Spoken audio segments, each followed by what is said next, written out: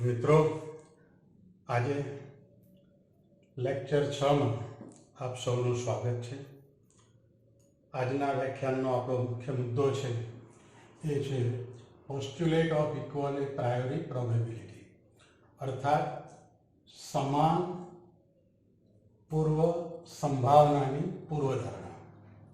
આપણે સમજીએ કે સમાન પૂર્વ સંભાવનાની પૂર્વધારણા એ શું છે. તો આ માટે થોડુંક આપણે આગળ જોઈએ કે મિત્રો, આપણે અત્યાર સુધીના અભ્યાસમાં મેની પાર્ટિકલ સિસ્ટમ એટલે કે એક કરતાં વધારે કણોના બનેલું તંત્ર હોય તો આવા તંત્રની સ્થિતિનું નિરૂપણ કેવી રીતે કરી શકાય તે આપણે સમજી ગયા છીએ. અને તમે જાણો છો કે આ માટે આપણે હેમિલ્ટનના કેનોનિકલ સમીકરણનો ઉપયોગ કરી અને QP ફેઝ ડાયાગ્રામ દોરતા હોઈએ છીએ. જ્યારે આપણે આ સમીકરણ જાણતા હોઈએ, અર્થાત આપણી પાસે હેમિલ્ટોનિયનનું સમીકરણ હોય અને જો કણની પ્રારંભિક સ્થિતિ જાણતા હોઈએ તો અમુક સમય પછી અમુક ક્ષણે કણની સ્થિતિ કેવા પ્રકારની હશે તેનું અનુમાન આપણે આ હેમિલ્ટોનિયન સમીકરણ ઉપરથી કરી શકતા હોઈએ છીએ. આ માટે આપણે બીજું કશું જ નહીં, હેમિલ્ટોનિયન સમીકરણનો ઉકેલ મેળવવાનો રહેતો હોય છે. પરંતુ મિત્રો, જ્યારે તમારી પાસે મેની પાર્ટિકલ સિસ્ટમ હોય અને તેમાં પણ આપણા કિસ્સામાં જ્યારે આપણે આદર્શ વાયુના તંત્રનો કે વાયુતંત્રનો અભ્યાસ કરતા હોઈએ ત્યારે 10⁻23 અર્થાત તંત્રમાં રહેલા કણો કે અણુઓની સંખ્યા એ 10⁻23 એટલે કે એવોગેડ્રોના ક્રમની હોય છે. સૈદ્ધાંતિક રીતે આપણે આ બધા જ કણોની સ્થિતિ હેમિલ્ટનના સમીકરણનો ઉકેલ મેળવીને કરી શકીએ. મિત્રો, ગણિતીય રીતે આ બધું જ શક્ય છે, પરંતુ તેમ છતાં વ્યવહારિક રીતે શું આ શક્ય છે ખરું? એક સાથે 10⁻23 જેટલા સમીકરણો મેળવવા, એનો ઉકેલ મેળવવો અને પછી સ્થિતિનું નિરૂપણ કરવું, અને તેમાં પણ તંત્રની ગતિ સતત અસ્તવ્યસ્ત રીતે બદલાતી હોય એટલે પરિસ્થિતિ પણ સતત પ્રત્યેક ક્ષણે બદલાતી હોય છે. તો આવી સ્થિતિમાં તંત્રની સ્થિતિનું વર્ણન કરવા માટે આપણે બીજો કોઈ રસ્તો વિચારવો પડે. આપણે કેવો રસ્તો વિચારી શકીએ કે જેમાં આપણને સરળતા પડે? આપણી મુશ્કેલી એ છે કે આપણે એક પણ કણ કે એક પણ અણુને જોયો નથી, અને પછી આપણે એમ કહીએ કે આ કણને મેં જોયો જ નથી, અને તેમ છતાં એમ કહું કે આ કણ આટલા વેગથી ગતિ કરે છે. અને બધા જ કણો માટે શું આ શક્ય છે ખરું? આપણે આ તો ન કરી શકીએ, પરંતુ આપણે એવું ચોક્કસ કરી શકીએ કે જેમાં કયો અણુ કઈ ક્ષણે કેટલા ચોક્કસ વેગથી ગતિ કરે છે એ નક્કી કરવાના બદલે આપેલા તંત્રની ભૌતિક પરિસ્થિતિને અનુરૂપ, અર્થાત તંત્રના દબાણ, કદ કે તાપમાનને અનુરૂપ તંત્ર કેટલી ઉર્જા ધરાવે છે તેના ઉપરથી અમુક ચોક્કસ વેગ ધરાવતા અણુઓની સંખ્યા કેટલી હોઈ શકે, અથવા તો ચોક્કસ વેગ ધરાવતા અણુઓ માટે એમની સંખ્યા કેટલી હોઈ શકે, અથવા અણુને આપેલો વેગ પ્રાપ્ત થવાની સંભાવના કેટલી છે, આવો વેગ વિતરણ આપણે નક્કી કરી શકીએ છીએ. જો આપણે આ રીતે કરી શકીએ તો આપણે તંત્રમાં કેટલા અણુઓ કેટલા વેગથી ગતિ કરે છે તે નક્કી કરી શકતા હોઈએ છીએ, અને તેના ઉપરથી તંત્રની સ્થિતિનું વર્ણન કરી શકીએ છીએ. આ માટેનો સૌ પ્રથમ આપણને ખ્યાલ જે છે એ એન્સેમ્બલનો કન્સેપ્ટ આપી અને જોન જોયસ વિલાર્ડ ગિબ્સે રજૂ કર્યો. ગિબ્સના જણાવ્યા પ્રમાણે સમાન હોય તેવા ઘણા બધા તંત્રો ભેગા મળી અને એક એન્સેમ્બલની રચના કરે છે. એટલે પહેલો મુદ્દો તો આપણો એ છે કે આપણે એન્સેમ્બલ શું છે એ જાણવું જોઈએ. તો એન્સેમ્બલ એટલે એક સમાન હોય તેવા ઘણા બધા તંત્રોનો સમૂહ. એટલે એક એવી પરિસ્થિતિ વિચારી શકીએ કે જેમાં એક કરતાં વધારે તંત્રો રહેલા હોય અને બીજું કે આ બધા જ તંત્રો થર્મોડાયનેમિક્સની દ્રષ્ટિએ કે ભૌતિક દ્રષ્ટિએ એક સમાન હોય. તો આવી પરિસ્થિતિમાં આપણે કઈ રીતે આ પૂર્વધારણા મેળવી શકીએ છીએ, કઈ રીતે સમજી શકીએ તે મેળવવા માટે એક સાદું ઉદાહરણ લઈએ અને એ સાદા ઉદાહરણની મદદથી સમજવાનો પ્રયત્ન કરીશું. આ માટે ધારો કે આપણી પાસે એકબીજાથી ભિન્ન હોય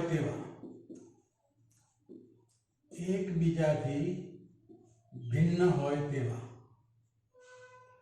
ચાર કણો લઈએ છીએ, જેને આપણે A, B, C અને D વડે દર્શાવીશું. આ કણો અથવા તો મોલેક્યુલ છે. અહીંયા ચાર ભિન્ન કણો છે, એનો અર્થ કે ચારે ચાર કણો ડિસ્ટિંગ્વિશેબલ છે. ઇનડિસ્ટિંગ્વિશેબલ હોય અર્થાત ચારે ચાર અણુઓ જો એક સમાન હોય તો આપણી ચર્ચા સહેજ બદલાય, પરિસ્થિતિ થોડી ફેરફારવાની છે. હવે આ ચાર ભિન્ન કણોને બધી જ રીતે સમાન હોય તેવા, ફરીથી કહું છું કે બધી જ રીતે સમાન હોય તેવા બે ઓપન બોક્સમાં એટલે ખુલ્લા તંત્રમાં આપણે વહેંચવા છે, જેમાં એકને આપણે કહીશું બોક્સ 1 અને બીજાને કહીશું કે બોક્સ B, અથવા તો બે કમ્પાર્ટમેન્ટ લઈએ. બોક્સનો આપણે કમ્પાર્ટમેન્ટ કરી શકીએ. આવા બે સમાન કમ્પાર્ટમેન્ટ છે અને બે સમાન કમ્પાર્ટમેન્ટમાં આપણે ચાર કણોને આમ ફેંકીએ છીએ. આ રીતે આ એક ઘટના છે કે જેમાં ચાર કણોનું વિતરણ આ બે ઓપન બોક્સ કે જે બધી રીતે સમાન છે એમાં થવાનું છે. તો સૌ પહેલાં આપણે વિચારીએ કે એમાં કેટલી શક્યતાઓ હોઈ શકે. તો વિતરણ જે છે એ વિતરણના પ્રકારમાં એક વિતરણ આપણને આ પ્રકારનું મળી શકે કે જેમાં જે વિતરણ 4-0 પ્રકારનું હોય. હવે આ 4-0 પ્રકારનું વિતરણ એટલે એનો અર્થ કે બોક્સ 1માં 4 પાર્ટિકલ છે, બોક્સ 2માં એક પણ નથી. એટલે આવી જે અવસ્થા પ્રાપ્ત થાય એ અવસ્થા કે જેમાં બોક્સ 1માં,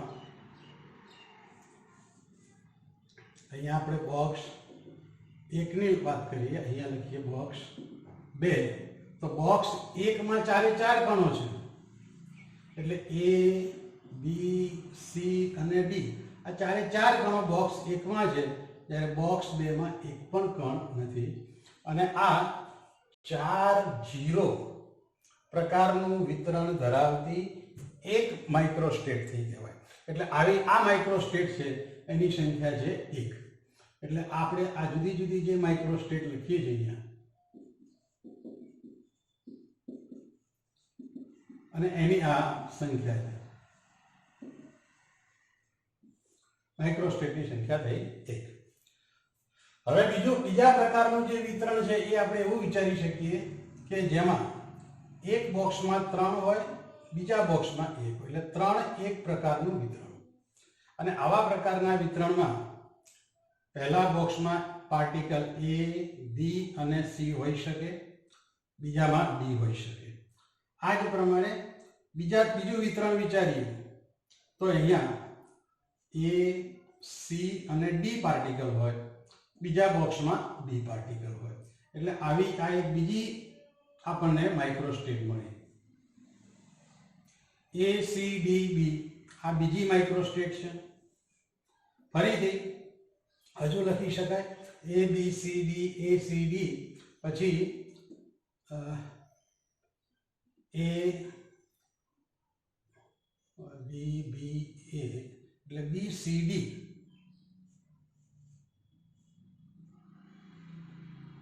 એટલે B, C અને D આ 3 પાર્ટિકલ અહીંયા છે, A પાર્ટિકલ અહીંયા છે. અને ચોથી એક વિચારી શકાય કે જેમાં A, B અને D હોય અને અહીંયા C હોય. એટલે આવી 4 માઇક્રોસ્ટેટ આપણને પ્રાપ્ત થાય. વિતરણ કેવું છે? 3 એક પ્રકારનું. આ 3 એક પ્રકારના વિતરણને અનુરૂપ આપણને આવી 4 માઇક્રોસ્ટેટ મળે છે. બીજું આપણે વિચારી શકીએ વિતરણ બે પ્રકારનું કે જેમાં બોક્સ એકમાં બે પાર્ટિકલ હોય એટલે કે એ અને બી હોય તો બીજામાં સી અને ડી હોય, અથવા એ અને સી હોય, બી અને ડી હોય, એ અને ડી હોય, અહીંયા બી અને સી હોય. આ આખી હવે આ સિવાય આ જ વિતરણ આખું બદલાઈ જાય કે બોક્સ એકની અંદર બી અને સી હોય, અહીંયા એ ડી હોય, અહીંયા બી ડી હોય અને બીજા બોક્સમાં એ સી હોય. પહેલા બોક્સમાં સી અને ડી આવે તો બીજા બોક્સમાં એ અને ડી આવે. તો આવી આપણને ટોટલ 6 માઇક્રોસ્ટેટ મળે છે.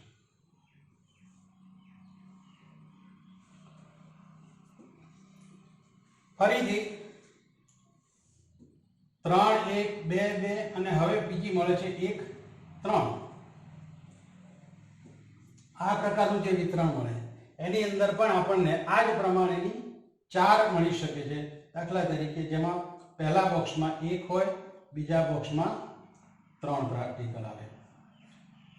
ફરીથી અહીંયા બી હોય અને બાકીના 3 એ સી અને ડી અહીંયા હોય, અહીંયા સી હોય અને ફરી પાછો અહીંયા એ બી અને ડી હોય, અહીંયા ડી ચોથો પાર્ટિકલ આવે અને બાકીના બી સી અને એ.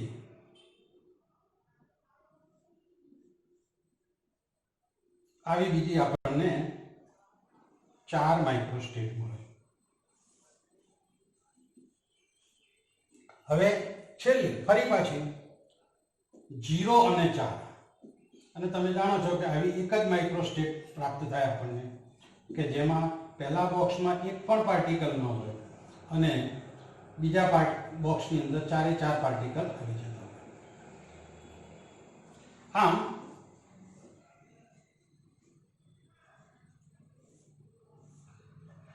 આપણે જોઈ શકીએ છીએ કે જો એકબીજાથી ભિન્ન હોય તેવા 4 પાર્ટિકલ એ બી સી અને ડી એને જો આપણે બે સમાન હોય તેવા ઓપન બોક્સમાં ફેંકીને વિતરિત કરીએ તો તેવી પરિસ્થિતિમાં 4 0 વિતરણને અનુરૂપ 1 માઇક્રોસ્ટેટ, 3 1 ને અનુરૂપ 4 માઇક્રોસ્ટેટ, 2 2 ને અનુરૂપ 6 માઇક્રોસ્ટેટ, 1 3 ને અનુરૂપ 4 માઇક્રોસ્ટેટ અને 0 4 એને અનુરૂપ 1 માઇક્રોસ્ટેટ. તો મિત્રો અહીંયા જો આપણી પાસે પાર્ટિકલ સદા 4. આ દરેક વિતરણનો જે પ્રકાર છે એ વિતરણનો પ્રકાર એ પોતે એ તંત્રની મેક્રોસ્ટેટ દર્શાવે છે. અને આવી જે મેક્રોસ્ટેટ આપણને મળે છે એ આપ જોઈ શકો છો કે 1 2 3 4 અને 5 એટલે મેક્રોસ્ટેટની સંખ્યા જે છે એ 5 થાય છે. પણ એની સામે તમે જુઓ કે માઇક્રોસ્ટેટની સંખ્યા છે એ 1 4 6 4 1 ટોટલ માઇક્રોસ્ટેટની સંખ્યા કુલ માઇક્રોસ્ટેટ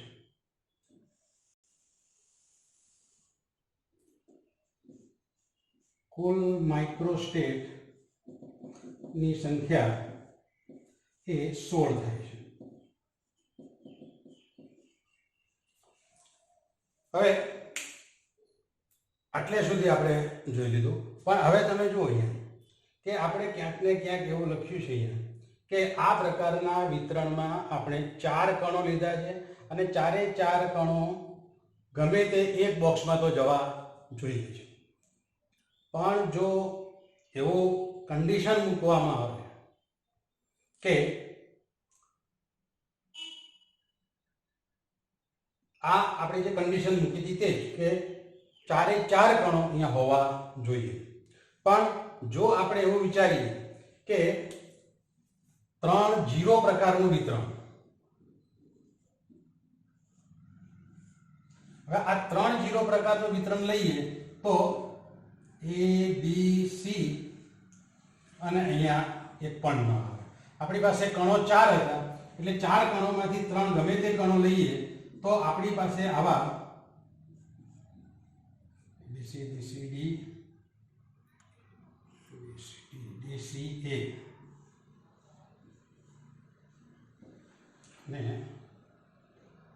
આવા 3 કણોની પસંદગી કરવાની છે. એટલે A B C B C D D C A આમ 3 પ્રકારના વિતરણો, 3 પરિસ્થિતિ આપણી પાસે છે. પણ મિત્રો તમે જો અહીંયા એક પરિસ્થિતિ એવી છે કે જેમાં એક કણ બાકાત થઈ જાય છે અને એક દાખલા તરીકે આ કિસ્સામાં D કણ નથી, આમાં A નથી, આમાં B નથી અને જો તમે A C D law, A B D લો તો પછી અહીંયા C કણ નથી. એટલે આ 4 કણો એમાંથી બાકાત રહે છે. ખરેખર આપણી જે કન્ડિશન હતી કે આપણું જે કન્સ્ટ્રેન્ટ હતું એ હતું કે વિતરણ એવા પ્રકારનું થવું જોઈએ કે જેમાં 4 કણો આવવા જોઈએ. જ્યારે આ પ્રકારના વિતરણમાં 3 કણો આવે છે, આ ચોથું કણ જે છે આવતું નથી. આ પ્રકારનું વિતરણ એ શક્ય નથી. આ પ્રકારનું વિતરણ અથવા તો આ પ્રકારની માઇક્રોસ્ટેટ કે જે માઇક્રોસ્ટેટ આપણે મૂકેલા નિયંત્રણને કે શરતને સંતોષતી નથી તેવી માઇક્રોસ્ટેટ એ ઇનએક્સેસિબલ માઇક્રોસ્ટેટ કહેવાય છે. એટલે આવી સ્ટેટ કે જે કન્ડિશનને ના અનુસરતી હોય એવી ઇનએક્સેસિબલ માઇક્રોસ્ટેટ તરીકે ઓળખાય છે. આપણા કિસ્સામાં આ સ્ટેટ બધી ઇનએક્સેસિબલ છે, જ્યારે આ બધી જે સ્ટેટ છે એ એક્સેસિબલ માઇક્રોસ્ટેટ છે. એટલે એક્સેસિબલ માઇક્રોસ્ટેટની કુલ સંખ્યા આપણી પાસે 16 છે. દરેક માઇક્રોસ્ટેટ એક વખત ઉદ્ભવે છે. તો આવી પરિસ્થિતિમાં આ પહેલી જે માઇક્રોસ્ટેટ છે એના માટેની જે સંભાવના છે એ કેટલી થઈ જાય છે? 1/16. એ જ પ્રમાણે બીજી જે છે એના માટે પણ 1/16. દરેક માઇક્રોસ્ટેટ માટેની સંભાવના 1/16 જેટલી થાય છે. હવે આ જ હકીકત જે છે એ હકીકતને એક બીજા ઉદાહરણની મદદથી આપણે સમજવાનો પ્રયત્ન કરીએ. અહીંયા તમે એક વસ્તુ તો સમજી જ ગયા છો કે આ બધી જ એક્સેસિબલ માઇક્રોસ્ટેટ જે છે એ એક્સેસિબલ માઇક્રોસ્ટેટ એ આ તંત્રની 4 કણોને વહેંચવા માટેની જે સ્થિતિ છે એને અનુસરે છે. અહીંયા દરેક માઇક્રોસ્ટેટ માટેની સંભાવના સમાન છે. આપણે જો આ રીતે પ્રયોગ કર્યા સિવાય પણ અનુમાન કરીએ તો પ્રયોગ કર્યા પહેલા આપણે આ પ્રમાણેનું અનુમાન કરી શકીએ છીએ. એટલે કે એ પ્રાયોરી પ્રોબેબિલિટી છે.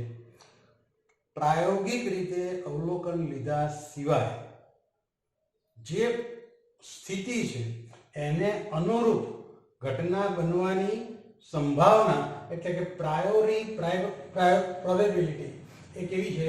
સમાન છે. અને આને આપણે કોઈ પણ પ્રકારની સાબિતી સિવાય સ્વીકારીશું. એટલે એને આપણે પોસ્ચ્યુલેટ તરીકે ઓળખ્યું છે કે પૂર્વધારણા. એટલે postulate of equal A પ્રાયોરી probability એટલે કે આપેલા તંત્રની જુદી જુદી માઇક્રોસ્ટેટને અનુરૂપ માઇક્રોસ્ટેટ જુદી જુદી હોઈ શકે છે. આમાંથી કેટલીક માઇક્રોસ્ટેટ એક્સેસિબલ હોય, કેટલીક ઇનએક્સેસિબલ હોય. પણ જે એક્સેસિબલ માઇક્રોસ્ટેટ છે એ તમામ એક્સેસિબલ માઇક્રોસ્ટેટની સંભાવના જે છે એ સમાન હોય છે.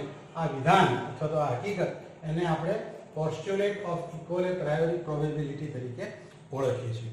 હજુ પણ મિત્રો આ સિવાય આ જ વસ્તુને સમજાવવા માટે આપણે એક બીજું ઉદાહરણ લઈ શકીએ છીએ. અને એ બીજા ઉદાહરણની અંદર આપણે કોઈ એવું એક તંત્ર લઈએ છીએ કે જેમાં આપણે તો અહીંયા 4 જ કણો લીધા છે, પણ ધારો કે આપણી પાસે હવે એકબીજાથી ભિન્ન હોય તેવા n કણોનું બનેલું તંત્ર છે. એટલે કણોની કુલ સંખ્યા એ ધારો કે n છે અને આ તંત્રનું કદ જે છે એને આપણે કેપિટલ V વડે દર્શાવીએ. તંત્રનું કુલ ઉર્જા જે છે એને કેપિટલ E વડે દર્શાવીએ. અર્થાત V જેટલું કદ ધરાવતા તંત્રમાં અણુઓની કુલ સંખ્યા કેપિટલ N છે અને આ તંત્રની કુલ ઉર્જા E છે.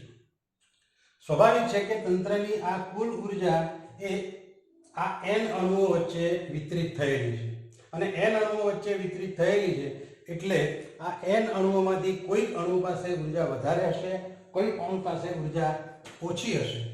તો આપણે એવું વિચારી શકીએ કે ધારો કે ઉર્જાનું જે વિતરણ થયું છે એ વિતરણ એમાં લખી શકીએ કે ધારો કે E1 ઉર્જા ધરાવતા કણોની સંખ્યા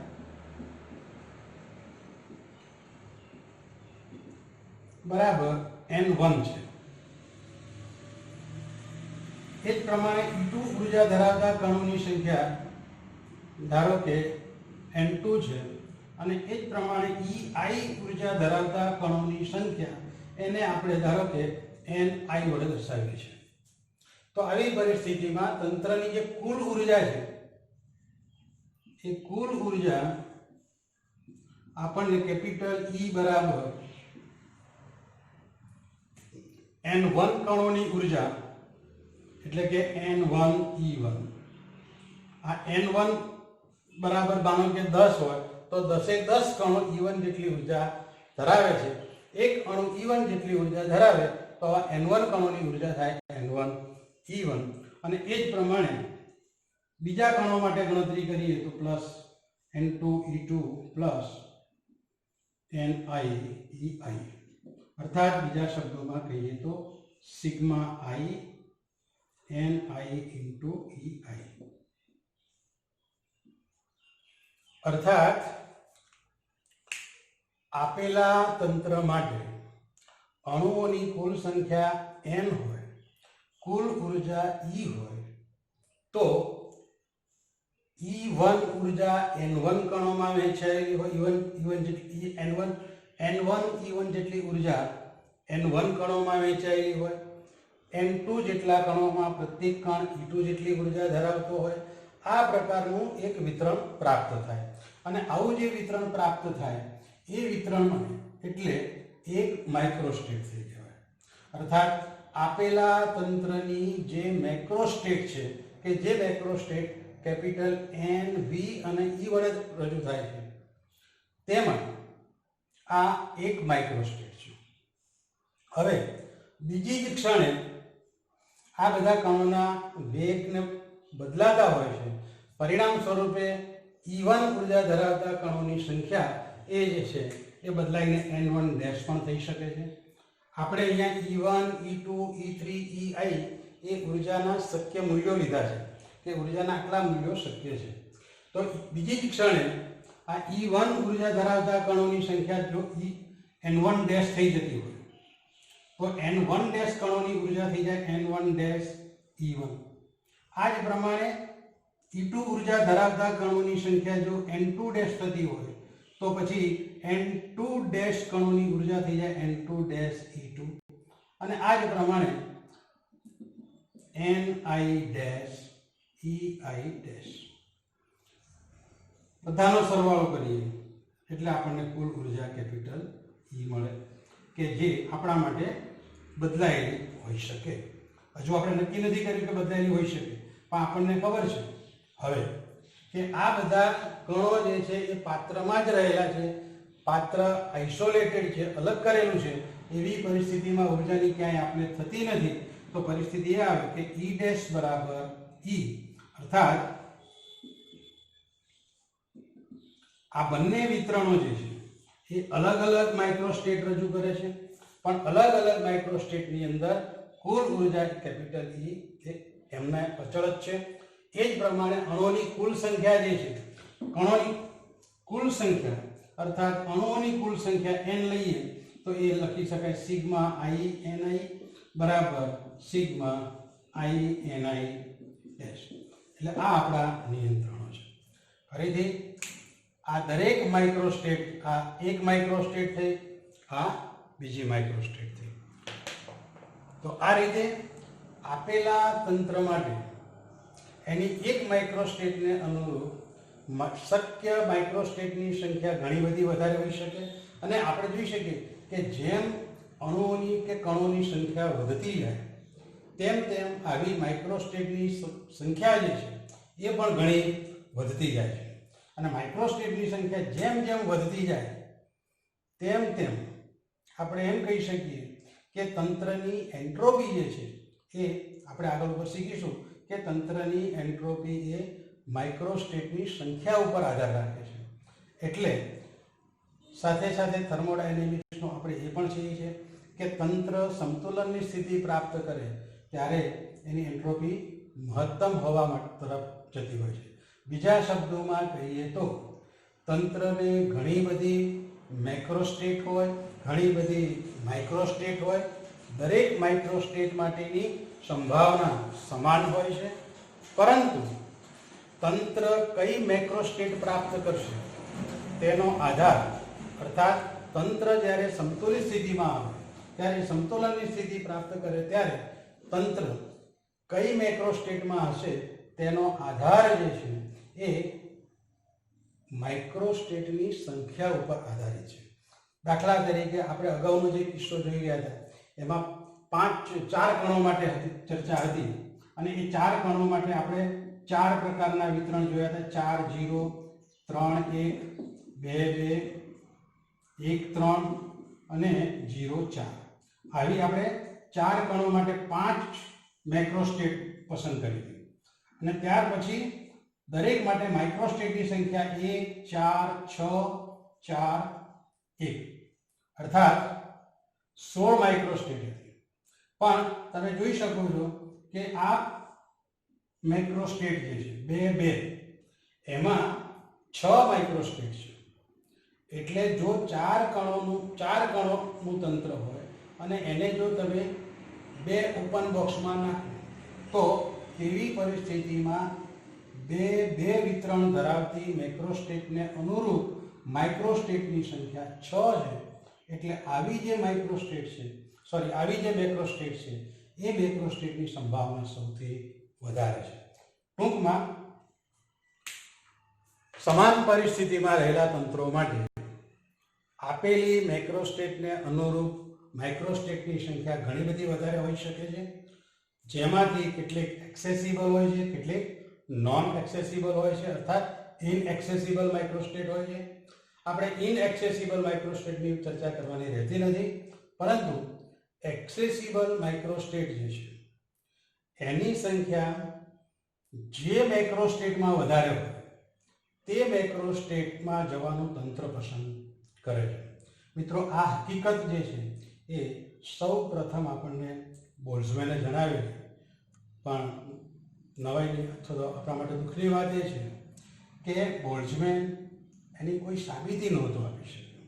અને જ્યારે આપણે ભૌતિકશાસ્ત્રમાં તો જાણીએ છીએ કે કોઈ પણ વાત નવી રજૂ કરવામાં આવે ત્યારે એની સાબિતી માંગવામાં આવતી હોય છે.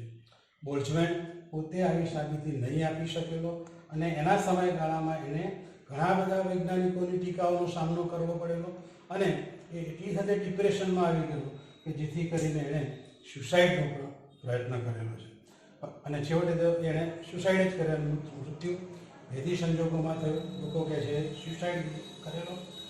પરંતુ આપણે આજે બોલ્ટ્ઝમેન અચળાંકની ઉપયોગિતા પણ જાણીએ છીએ, એણે આપેલા સિદ્ધાંતની ઉપયોગિતા પણ જાણીએ છીએ.